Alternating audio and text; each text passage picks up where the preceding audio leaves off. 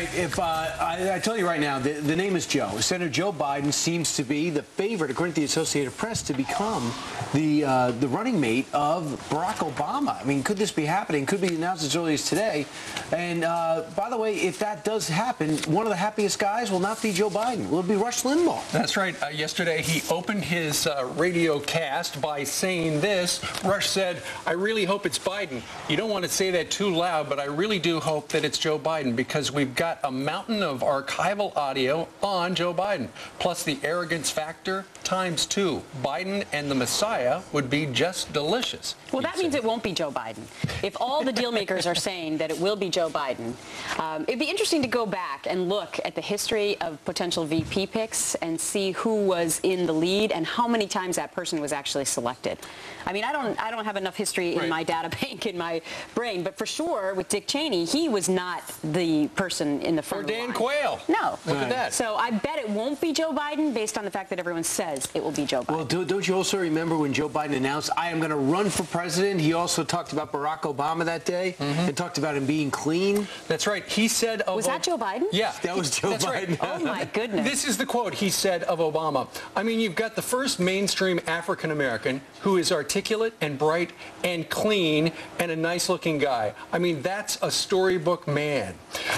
So after that came out... No, that's storybook man. Okay. But doesn't Barack Obama... Nobody's talking about this. Doesn't he have to select a vice president who agreed with him on the Iraq situation?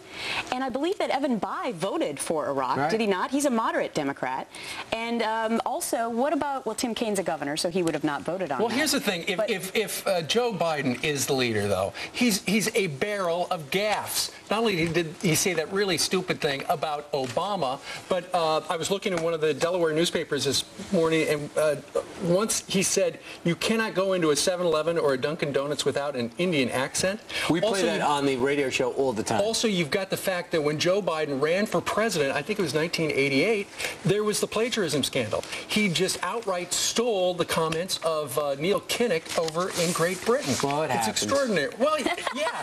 I mean, what is it? Okay, so your number 2 guy has got to be, or gal, has got to be somebody ready for the president. Is that who you want for president? Okay, I'm going to come back to Iraq. Did Joe Biden vote for Iraq? I believe he did. Oh, he absolutely did support Iraq. So, I mean, to me, that's an issue nobody's talking about. And as well as the whole change thing. I think you have a problem selecting Joe Biden if you're going to stay with the change motto. I think Joe Biden, when it comes to foreign relations, international affairs, he is very well respected on both sides. And a lot of times he'll go across party lines and say what's going on. His latest statements about Georgia are right on the money, and I think that a lot of people around the world were saying, wow, he went over to Georgia, talked to the people, and has instant respect when it comes to Pakistan. He gives him that credibility to go against John McCain on some of these issues, because he's on the record. And he has very pretty blue eyes. There are some, I've heard that. He does. He has great eyes. Okay. He's Irish.